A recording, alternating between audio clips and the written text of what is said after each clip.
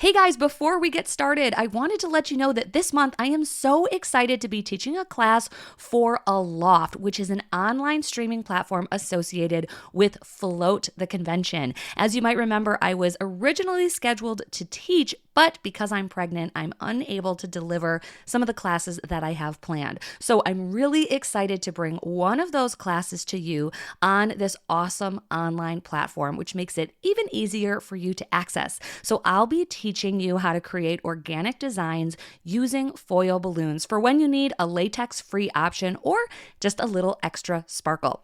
I am just one of the many instructors that you'll gain access to when you sign up for Aloft. That's ALOFT. There are new classes available every single month, and you get access to all of them when you sign up. There are business and technique classes from some of the industry's best, and you can access them anytime. So head over to floatconvention.com/aloft or use the link in the show notes wherever you are listening. And there's even a special promo code for listeners of the Bright Balloon. Use the code BRIGHT at checkout to receive $10 off when you sign up. I'll see you at my class on December 19th or whenever you catch the replay. Hi, and welcome to The Bright Balloon, a podcast where I'm sharing bright ideas for your balloon business. My name is Sarah Meyer, and I'm a balloon business owner like you, and I love the creative side of what I do, but I really love the business side, which seems to be the part where most people struggle. So I'm here to help. Each week, I'm bringing you an episode full of bite-sized tips you can use to make improvements in your business. I want you to make more money, eliminate stress, and learn along with me as we grow our creative businesses together. Welcome to The Bright Balloon, presented by 17 Hats. Hello and welcome to our final episode of the year. I know this is a weird week because this episode is going to fall right between Christmas and the New Year, which means you're either probably really busy or you're blowing up a lot of balloons, and this will be something fun to listen to. So I hope I can keep you company. I thought we would wrap up the year with 3 ways to prepare for next year. 3 ways to plan your year. And these are new techniques. I have taken some webinars, I've been on some calls and some classes. These are all new strategies that I am utilizing to plan my year in a unique way. So I can't wait to share them with you. I hope you take bits and pieces and use whatever works for you. But the idea is to get really excited about the next year and set some goals, but also set some family goals, some time away, some realistic financial goals. We're going to talk about all of it. So I have 3 different strategies, all of which I have walked through in other groups, and I am excited to share them with you today. So we'll take a break and head over to the U Glue hotline, and then we will get into these 3 new strategies for planning a successful 2024. Welcome to the U Glue hotline, where we discuss great advice that sticks, brought to you by Pro Tapes. If you have a question or some great advice to share, click the link in the show notes to call in and leave a voicemail. Hi, Sarah. This is Drea from Princeton, New Jersey. My company is Princeton Events Co. I'm calling in to ask a question about offerings. Do you think it's better to focus on a small amount of offerings, or do you think that it is okay to have offerings that run the entire spectrum of what balloons can do? Sometimes I struggle with everything that I offer, but I also don't want to limit myself to just a few things. So not sure what the best way to go is, but anyway, I'd love to hear your feedback on that, and thanks for all that you do for our industry. Have a great day. Bye. Hi, Drea. It's been so fun getting to know Drea. She is in our Pumpkin Plan group, and I got to meet her in real life at Balloon Boss Summit. So thanks for calling in. Okay, good question. This is just my personal opinion. I'm a bit of a minimalist, and when I am a consumer, I hate a ton of options. Like, my favorite places to go are like a Chipotle, where it's like, do you want a burrito or a bowl? What type of meat do you want? What toppings do you want? The end. Like, I like when they guide me through the process. So I very much set my business up like that. In fact, I kind of copied their model. So now I ask like, what arrangement do you want? So like an arch or columns, like what thing do you want? Then what style do you want it in? Do you want classic or do you want organic? I started calling organic freeform because I think that's easier for people to understand.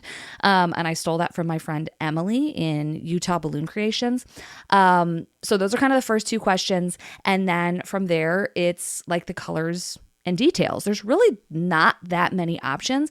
I personally like being led through the order process. So that works to some degree. I also kind of feel like everything that we do fits into a certain category. There's arches, there's garlands, there's columns. Then there's like the backdrop type of stuff, like the hoops and the tiara walls and that type of stuff. And then there's helium and centerpieces. So I try to fit as many things in those categories as possible just to take the overwhelm out of it. But at the end of the day, I think the majority of people still love to see a catalog and lots of options. So I still have like galleries on my website.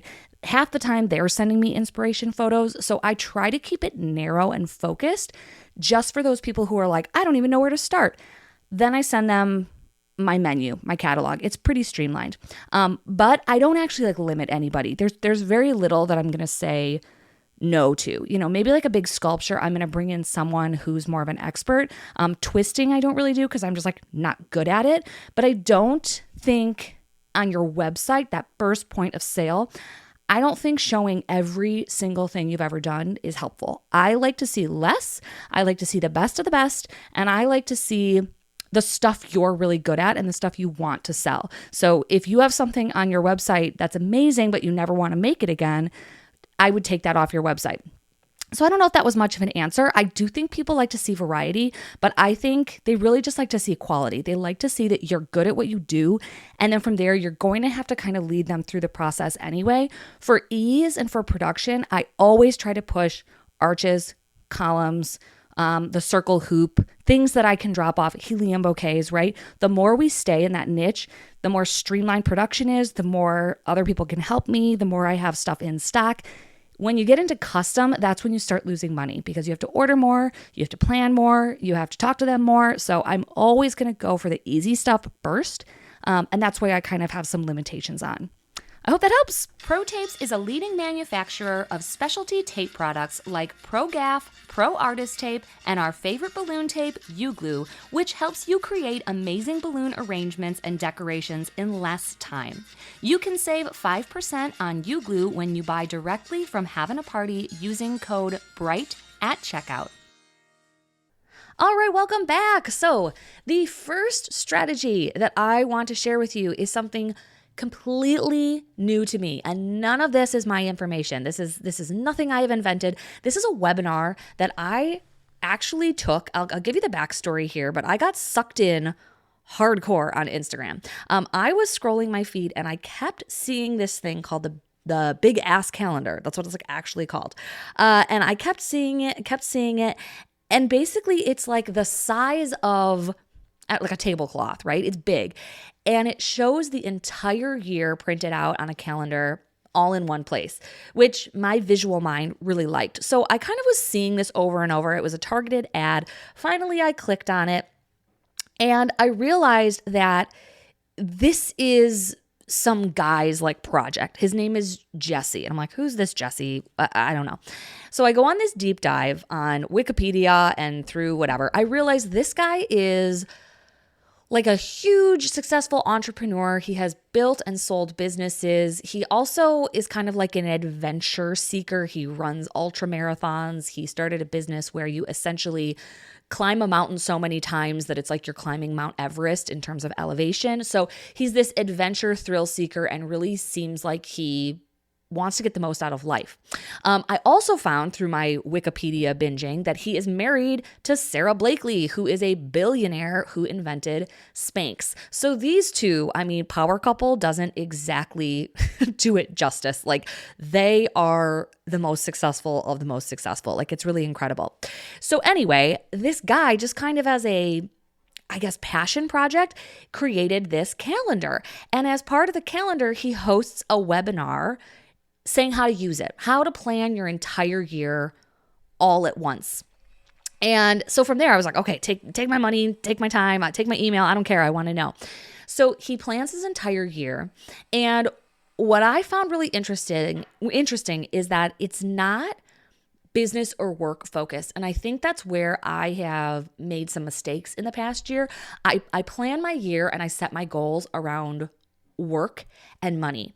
And I think because of the nature of this Jesse Itzler is his name, Itzler, he plans his life around adventure and fun. And he puts those things on his calendar first because he just said work will fill in around it. Like you're always going to fill your days with work and meetings. You don't really need to plan your work schedule. You should stick that in the time that you have available versus the other way. If you plan your life around work, you're never going to have a week off for vacation. You're never going to have time off to spend with your kids. You're never going to accidentally take an adventure that you didn't plan. So he said, like, it's not super romantic, but like, if you want to have fun, you have to plan it. If you want an adventure, you have to schedule it. If you want time with your kids, you have to put that on the calendar. So that immediately had me hooked.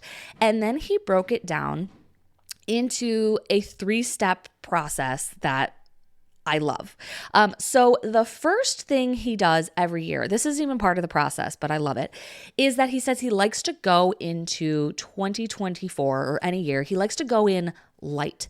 So it's all the decluttering stuff that I'm obsessed with. So he says he starts with his closet. He goes through and he gets rid of any clothes that he just hasn't worn in a long time. So he does like a big closet purge. Then he goes through his subscriptions, then his email, then like drawers. Like he likes to declutter. He likes to go into the new year light. Instead of having like an inbox full of unfinished business, he spends the last month of the year really kind of like paring down and getting rid of old clutter.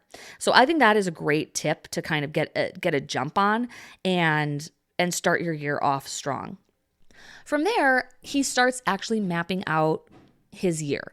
So he does what is called a masogi. So this is a Japanese term, and it's basically one big thing a year.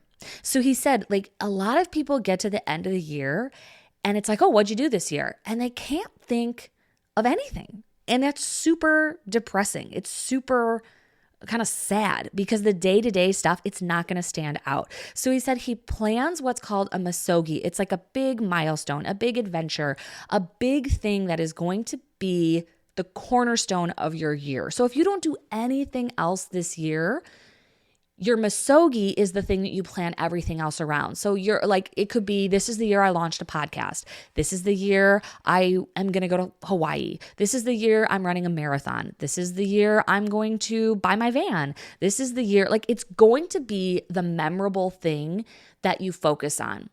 And for him, it's like an adventure. For me, honestly, this year, my masogi is going to be having a baby. Like that is going to be the thing that it's like, yep, in 2024, I had a baby. So it doesn't have to be climbing Mount Everest, but it should be something that you can look back and say, that is the year that I did that big thing. It like roots your year, because he says he didn't start doing this till he was like 50 years old. But if he lives to 100, he's going to have 50 masogis, 50 different things. Oh yeah, that was the year that I ran a marathon. That was the year I rode my bike across the country. That was the year I started my business. That was the year I closed my business. That was the year I had a baby. Like you should have one big thing that you can focus on that defines your year. And you want it to be a positive thing, obviously. It's going to be something big and exciting. So I love that. And he said if it is like an adventure or like a thing, put it on your calendar. So if this is the year you're going to ride your bike across America, put those 3 weeks on your calendar now, because you're not accidentally going to find time in your work week to do something like that. And that is what you are going to focus on. I think that's very cool. The next thing, so step 2, is every other month he plans a mini adventure. And I think this is really cool. Again, he has this adventure spirit. He loves to do, backpacking and health fitness challenges and all sorts of stuff. But it doesn't have to be that big and complicated. It's just something that you maybe wouldn't have normally done. And he said every other month is perfect because these aren't vacations, right? This isn't every other month you're taking a week off. This is like every other month you are going to the movies by yourself. Every other month you are, driving 2 hours to check out that little shop that you've never been to, but you've always wanted to. Every other month you're going to go camping in a mountain or something. He said like they don't have to be expensive. They don't have to be difficult. One of his was snow camping outside with one of his kids. Like he said it cost $15 to park and they had a tent and sleeping bags and that was it. But these mini adventures, because again, he does the math and he's like, I started doing this when I was 50. If I do 6 of these a year, I'm going to have 6 of those for the next 50 years. That's so many little mini adventures that I never would have done. And again, his point is if you don't pre-plan these, if you don't schedule these, they're not accidentally going to happen. You're not going to accidentally decide on a Friday to go winter camping with your kid on Saturday. But if it's scheduled on the calendar, you're much more likely to do it. And for me, it started actually kind of getting me thinking, like, again, I'm not going to go winter camping. You couldn't pay me enough money in the world. I'm not going to go regular camping. But certain things that like I always kind of want to do, like, oh, I'd like to go see, the Broadway show in our city, like Broadway in Milwaukee. Why don't we ever go to that? Oh, because it requires a babysitter and it takes some planning. Well, I'm going to put it on my calendar and book a couple shows, and that will be some of our little quote unquote mini adventures. Or, knowing that I'm going to have a new baby, maybe our mini adventures are like going to a new restaurant. They can be really simple. But the idea is that you're prioritizing these things every other month and you're making time for those. Maybe your mini adventure is going to be going to a balloon convention or something, that you've never done before. But again, the big point here is get it on the calendar. So his third point, the third thing that he does every year is that he adopts a new healthy habit once a quarter. So he's trying 4 new healthy habits a year. So the first quarter, it could be meditation. Maybe the second quarter, it's going to be trying to learn Spanish, right? Download Duolingo. Maybe the third quarter, it's going to be drinking a gallon of water a day. And then the third or the fourth quarter, it could be, taking new vitamins or supplements. Like it doesn't have to be insane. It doesn't mean like, oh, this quarter I am going to become a world-class yoga enthusiast. Like these can be little baby steps. And he said like they don't all stick. Certain things he tries, he's like just not into, right? Like he said he did like cold plunging, right? Like all those freaking psychos that love to like jump in cold lakes. He did cold plunging and he was just like, not for me. So it's not like you have to do something and then all of a sudden you're stuck with it for life. He's just experimenting and he's trying healthy habits. This could be something like you're going to go on a walk every morning, or maybe you're going to walk your kids to school every day, or walk your dogs every day, right? Like it's a habit that you're committing to for 3 months. And if you don't like it, you don't have to keep doing it. But he said that a lot of times he does like it and he doesn't continue them all at the same time, right? Like it's not like, oh, I'm going to pick up a new habit every quarter and in 10 years I'm going to have 40 habits that I have to do every single day. But he referred to these as like his vitamins. He said he has like a list of these activities that act like supplements or vitamins, and if certain times he's feeling low, he can do this activity or this benefit or this experiment. So I like that he talked about lifestyle changes as like his list of vitamins. He said sometimes he needs to go on a bike ride and that's what fuels him. Other times he needs to actually increase like the protein he's eating. Like he just looks at all of these things, like all of these healthy lifestyle changes as like a list of things that he can pick and choose from anytime he needs to infuse something into his life. I hope that makes sense. But I thought that was interesting. He said that, walking his dog and playing with his kids and camping, those are all his vitamins. Those are things he can choose to take to boost his energy, boost his life, and kind of improve things around him. So that's it. That's how he plans his whole year. He looks at this huge calendar. He takes Post-it notes and he blocks off when his misogi is going to be. Then he puts his mini adventures every other month. So he's thinking of 6 mini adventures and he's scheduling those on the calendar. And then he's thinking of 4 healthy habits that he's going to try to adopt or experiment. And he's scheduling those quarterly. So that is it. And then he said, work will fill in around it. Like there's always time to work. Granted, this guy's a billionaire. So I think he has a little bit of an advantage over the rest of us where it's like, hey man, I can't go climb Mount Everest today. I have to sell balloons. But I do like the attitude of scheduling and prioritizing the fun and the vacations and the family time first instead of trying to fit those into these little pockets between work. So the big ass calendar is something that you can order online. I think it's like $50. It is very cool how you can like see the entire year visually, but the concept of mapping out time off and adventures and like a big adventure, one big thing you're going to do this year, that you don't need anything special for that. You can do that on a piece of paper. You can do that on your Google Calendar, and you can kind of already have won the year as long as you follow the script. That's what he says. He's written the script. Now all he has to do is show up and stick to the script. And I think that is really true in kind of all of these things that I'm going to share. Like doing the goal setting, doing the work ahead of time is half the battle. And then all you have to do is stick to it. So that is the first technique. I am definitely going to try to utilize this. Again, my Misogi by default is going to be having a baby. 2024 is going to be the year that I have a baby.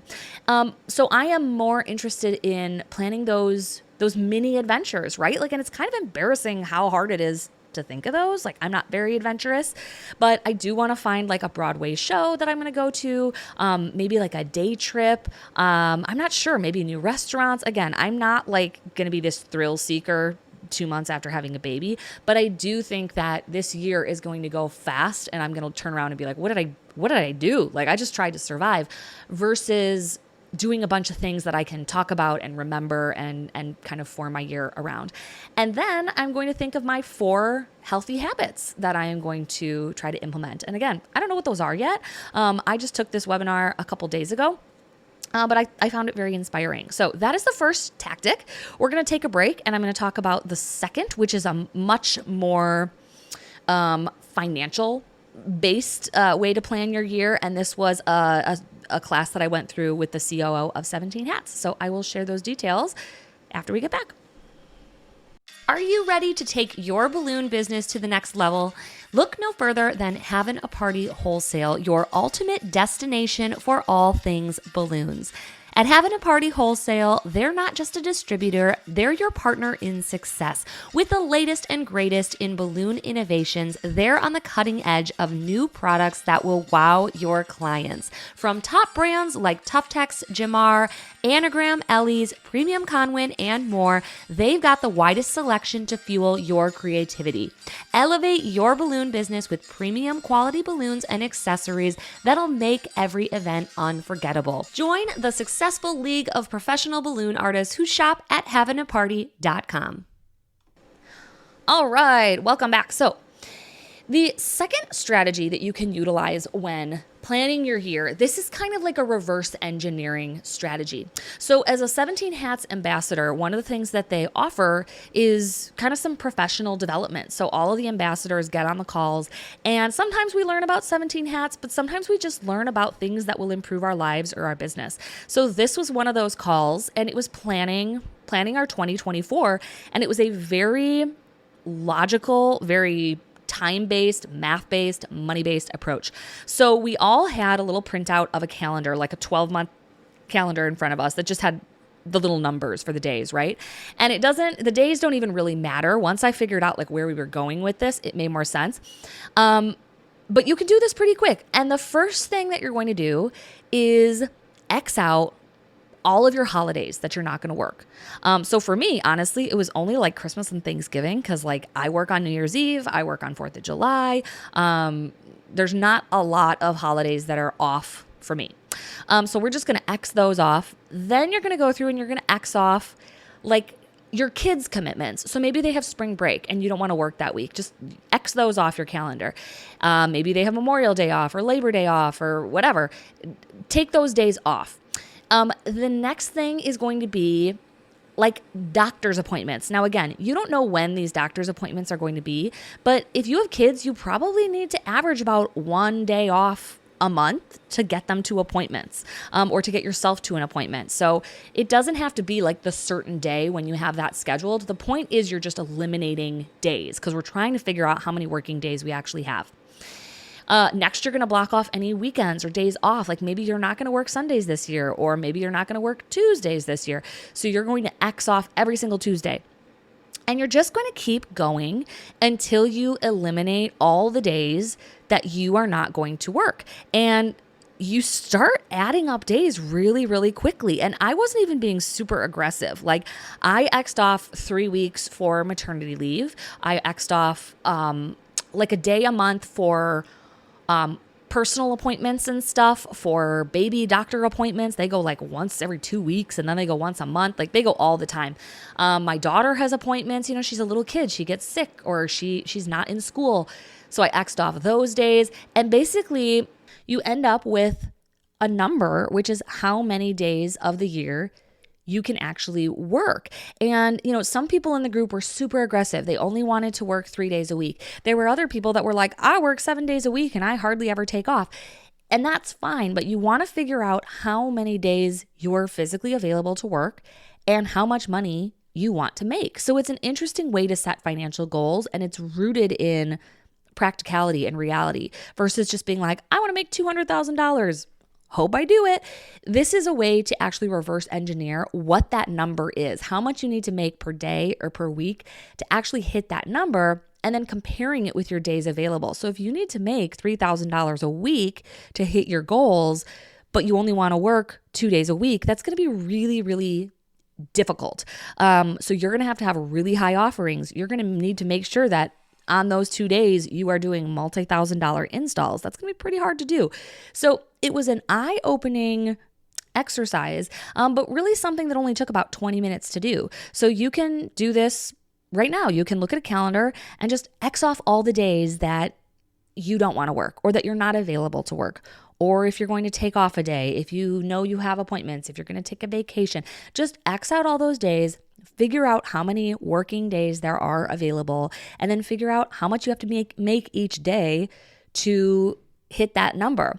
Kind of the conclusion that I came to is that if I want to work less and make more, I need to rely on staff. That's kind of the only way to up your income and kind of remove yourself from the equation. I could make $500 sitting in bed if I have staff in place. So that was kind of motivating and eye-opening in terms of seeing how to kind of get past a plateau that you might be at, like imagining like I could never make more than I'm currently making doing balloons. Like I'm killing myself. I'm working so hard. I don't know how these people are making $250,000. I don't know how people are making $1 million. So if that is your thought process, it's probably because they're depending on a lot of other people. This year, I feel like has been my most successful year because I have started outsourcing pretty aggressively. I've hired some staff. I've hired some contractors. I've just stopped offering certain things. So because I've started working a little bit smarter, I'm not burnt out. I'm actually really fired up going into the new year, and I've made more money this year than I ever have before. My sales were really strong this year. So this is another technique you can use to kind of prep for 2024. So we'll take one last break, and then we will get into the third strategy and then wrap things up for the year. Are you looking to add grab-and-go garlands to your website so that you can increase revenue and send those clients somewhere when you're already booked for a date? If so, my name is Jeff. I'm with BalloonSuite.com, and my team specializes in online marketing for balloon decor businesses. We can help you get that grab-and-go garland flow set up exactly the way that we see working with many, many other businesses. You can learn more about what we do and reach out at BalloonSuite.com. Okay, welcome back. This is the simplest one of all, the simplest tactic, and it is rooted in business. So this is not how you're going to plan your personal year. You're not going to plan your vacations this way. That's why I kind of like utilizing all of these techniques. I'm sold on the Jesse Itzler. I'm not sure how do you say his name. I'm sold on that method for planning my personal life and my social life. But I think this strategy is what I'm going to go with for my business, which I am taking from Amy Porterfield. So if you don't listen to Amy Porterfield's podcast, it is really more based on like online marketing. So it's not as relevant to like actual balloon sales, but I still love this concept. And it is her idea that she only ever promotes and pushes one thing a quarter. So for her, that might be like an online course or a download or something. But for us, I think that's a really interesting strategy. I think we get in our own way when we think about promotions and holidays and newsletters and Instagram and marketing. But for me, I feel like a lot of the noise is quieted when I just consider, what am I promoting? What is the thing I'm promoting? Maybe the first quarter, I am promoting grab and go garlands. And for me, that is true. I will be on maternity leave. It's basically one of the easiest, most profitable things that I can sell because I don't have any hand in them. My inflator, she makes them, she can bag them. We'll get them to the grocery store where they do pickups. The sales are totally automated. So for me, that's a really smart move for the first quarter. So January, February, and March, I am only pushing grab and go garlands. This doesn't mean that's all I'm doing. That just gives me direction and focus. And not only in terms of what I am promoting, but how I promote it. So that gives me focus on my email newsletters. Instead of like, oh geez, what should I send out today in a newsletter? It's going to be grab and go garland focused. It gives me focus on Instagram. Instead of like, gosh, what type of stupid reel should I make today? It's going to be grab and go focused. It gives me direction and focus in kind of all of the areas in my business. It also gives me direction and focus in terms of maintaining my shop. Like, what are the things that I need to have in stock? Grab and go kits. Let's make 50 of those and have them ready to go. Do I have my direction cards printed up? Is my QR code with the video working? Let's make sure all of that is ready to go. And it's almost like you're running a campaign for an entire quarter. Then going into the next quarter, maybe it's going to be graduations. Maybe that's all I'm focusing on. I am pushing graduations in newsletters. I'm pushing graduations on my website. I'm pushing graduations on Instagram, on Facebook. Anytime I'm celebrating a graduation, I'm reaching out to graduations. I'm calling schools. I'm getting in touch with school boards. It gives me an insane amount of focus, which really helps me concentrate. I feel like I get overwhelmed thinking about promoting a different holiday or special or flash sale like every single month. And I think it's also okay to push the same stuff over and over. It might take 3 months of your clients seeing a grab and go garland to know what the heck it is. It might take them 3 months of hearing about graduations to connect the dots that, oh, you do balloons for graduations. Like, people need to hear things so many times. And practically speaking, on Instagram, on any social media, of the people that follow you, very few of them are even seeing your content. So if you post something once, and this is something I need to get better at too, don't feel bad posting it again and again and again. If people get sick of it, guess what? They can unfollow you, and that's not a bad thing. If people don't want what you're selling, you don't really want them following you. You much rather have fewer followers that are interested in what you're posting. So don't feel bad pushing and pushing and pushing the same thing over and over. I think of myself, I am that consumer. I will see the same ad on Instagram like 6 times before I buy it. And finally it's like, oh, I want it. Give me the thing. Then I buy it. I rarely ever see something and buy it the first time, especially with how good and persistent online marketing has become. I know I'm going to see it again. I'm actually depending on seeing it again, because the first time I see that, ring that I want to buy, that's funny. I'm in bed, right? I don't have my credit card. I'm not going to buy something. The second time it comes up, I'm scrolling at a coffee shop and I'm just not in the mood to shop. The third time, I really want to buy that piece of jewelry. The fourth time, ooh, now it's Christmas and I deserve a little treat and I'm going to buy it. So it's not that people don't want what you're selling. It's just they need to see it over and over. And I think it is so hard to have a consistent branding message if you're constantly marketing all sorts of different things. I think it's hard for us to keep track, and it's really hard for our customers to keep track of what we're promoting. So I think one promotion a quarter is all you need. Maybe it's bouquets. Maybe it's birthday deliveries. Maybe it's holiday Christmas parties. Like next year, my entire last quarter, I want to go after holiday Christmas parties because this year I missed the boat. I hardly had any. And I don't think it's necessarily me. I just think there's fewer. I think the big corporate parties are fewer and far between. It doesn't mean that they're not there and that they're not profitable, but not every company is throwing a big corporate holiday party. But the ones that are, I want them, and I'm going to go after them for 3 solid months. Maybe I'm going to reach out to those companies. Maybe I'm going to visit those companies. Maybe I'm going to try to get on preferred vendor lists. But if all of my focus is on one thing for the quarter, that's only 4 things I have to focus on all year in terms of marketing and promotion. It gives me total direction. Now, I would say kind of a caveat here is you want to make sure you're focusing on things that are profitable and that your customers want. Like don't get hyper focused on this idea that you think is a good idea without any market research. I would stick to things that you already know are profitable. Like for me, it's the grab and go garlands, right? For you, it might be classic decor. Like classic decor is where it's freaking at. Or maybe you're starting a new arm of your business. Maybe you're getting a cotton candy cart. Maybe you're doing marquee rentals. I definitely am doing that this year. Maybe you're offering helium for the first time ever. That would be something really good to focus on for an entire quarter. You're not going to over promote it. People need to see things more than once. And the more that you get things out there, the more that they will associate you with that item or that trend or whatever you are trying to sell. So those are my 3 techniques. I already did the time audit. I figured out kind of what I want to make next year and how I'm going to make it and how many days I have to actually make that much money to come up with a realistic sales goal. Then I am going to do the Misogi and the mini adventures and the healthy habits.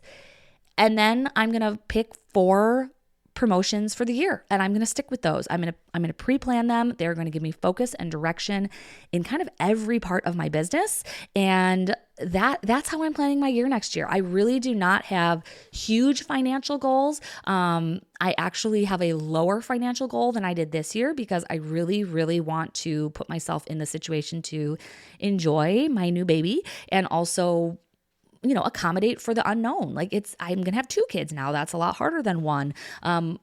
I'm not sure how quickly I'll be back on my feet. Like I don't want to plan a year and set myself up for failure. So I'm taking it a little bit easy and I'm not super focused on the finances this year, which is why I have decided to plan my year around these concepts.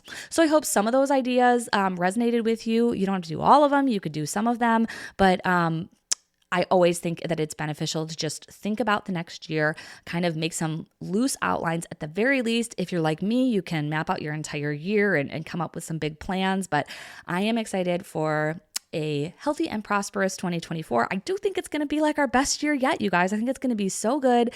I am just so excited for everything that I personally have planned. I'd love to hear your plans and your goals. So feel free to send me an email. Like if you don't want this to be public on Instagram, just send me an email at thebrightballoon@gmail.com. And I love to read that stuff. So thanks for listening this year. Thank you to all of our sponsors this year. I can't believe this podcast is almost 3 years old. Like that blows my mind. No plans of slowing down going into 2024. All good things to come. Happy New Year to all of you. And thanks for listening. I will talk to you in the next episode. Thanks for listening. As usual, I tried to keep it bright and light. Our presenting sponsor is 17 Hats, the CRM I use to cut the chaos and manage my entire balloon business. From the lead capture form on my website to workflows and email templates, invoicing and grab-and-go garland automated bookings, it's all powered by 17 Hats, the best customer relationship management system for balloon businesses. There's even a 50% off coupon code waiting for you in the show notes wherever you're listening. I'll see you next week in another episode.